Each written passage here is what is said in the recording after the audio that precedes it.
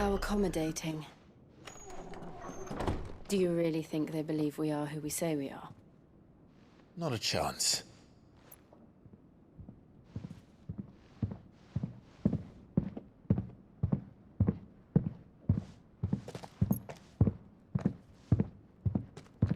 Right, I guess. My uncle believes we're imposters here to rob him.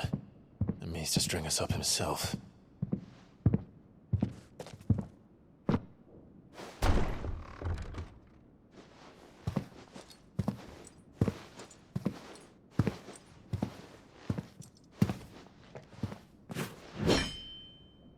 Imagine my surprise when I was told my nephew had come to visit.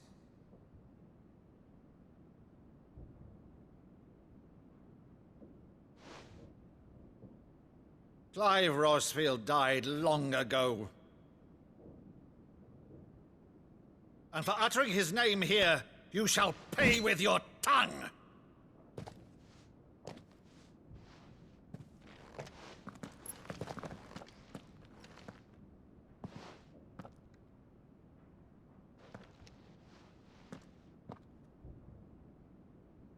You would mock me as well?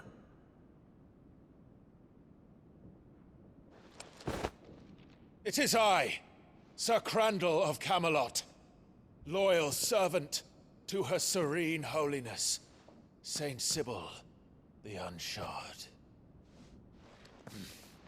Meadow, thou vile sorcerer, for thy crimes against church and crown, I shall have thy head.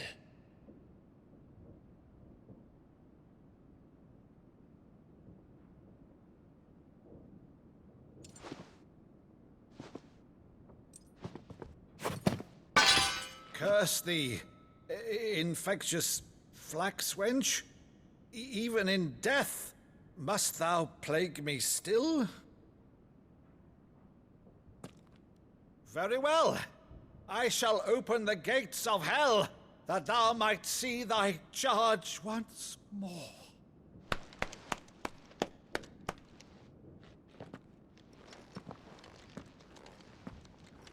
Bravo, Uncle. You're still the finest Meadow in the twins. Oh, Clive, my dear boy, it's really you.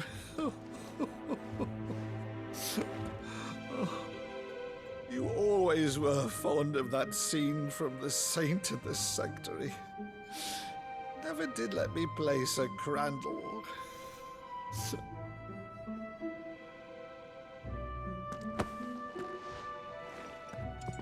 I have a favor to ask, Uncle Byron. Rutherford, inform the kitchens. There'll be guests. We dine immediately. But, Uncle... You can't very well regale me with the tale of your miraculous preservation on an empty stomach. Go on, sit.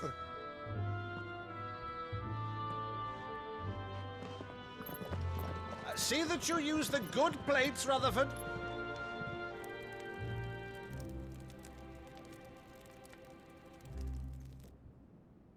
So you arrived late to one of her cullings, did you? Since becoming Vicereine, Annabella has been a constant thorn in Rosaria's side, but these atrocities are a new low. Something has changed. Quite what, I don't know, but the woman we knew is gone, and a monster sits in her place. A monster. For better or worse, I've been charged with governing this town, and thus must maintain the illusion of obedience. That's all I can do to aid Wade and his merry band of revolutionaries. So he's told us. You have risked much for Rosaria. Our nation will be forever in your debt.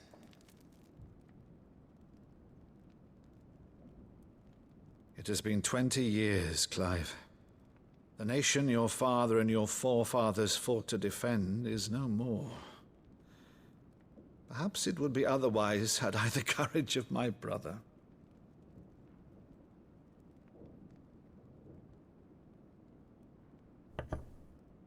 All right, if it's a ship you require, a ship you shall have. I've a galley in port, but recently relieved of her cargo. She can be outfitted for the voyage in a matter of weeks. So you believe us then? About everything? Believe you? Ha! Only a fool would believe even half of the things you claim. But until tonight, only a fool would have believed my nephew still lived. And besides, I have it on good authority that Clive is telling the truth. Whose authority? Your own, of course. You've always been a terrible liar. Is that true? It's not untrue. Let's say no more about it, eh? It wouldn't do to linger on my nephew's greatest failing.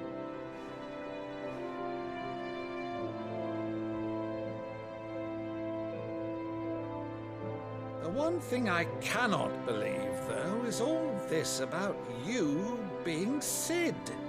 You were always such a good boy, but now you're quite the outlaw. Which, if I'm not mistaken, would make me an outlaw's uncle. Right then, who shall we pillage first? Rutherford, fetch me my cutlass. This will be fun.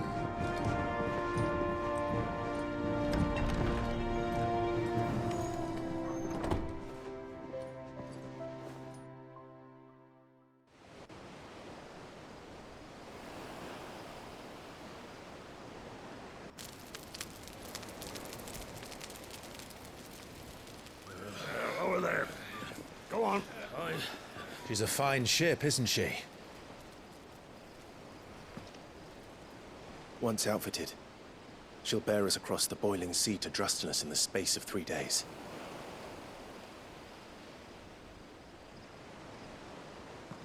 Something on your mind?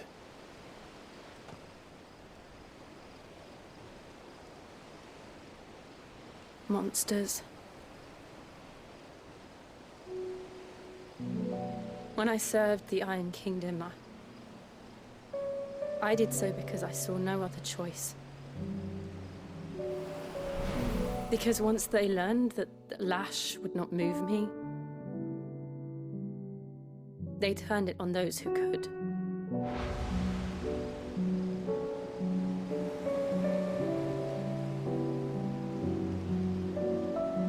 And so I became their puppet. I let them pull my strings, telling myself it was not my hand that swung the sword, but another's. I removed myself from the truth so I wouldn't feel the pain it caused.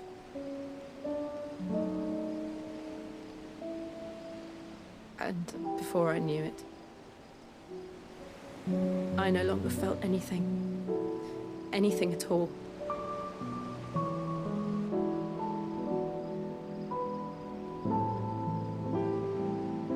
I had become a monster. Jill.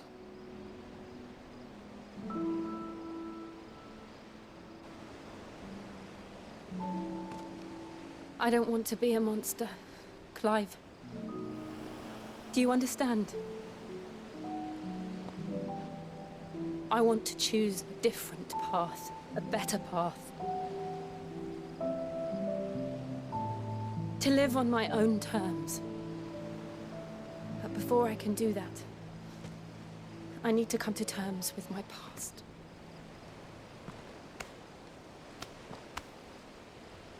And when you do, I'll be standing there with you, just as you stood with me.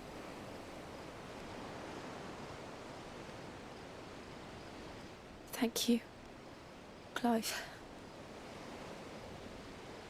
I must atone for my sins. Only then, when it's done, will the monster cease to be. Just promise me that you won't die with it.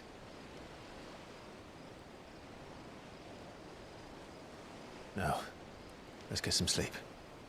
The journey back to Benamir is long, and there is much to tell the others.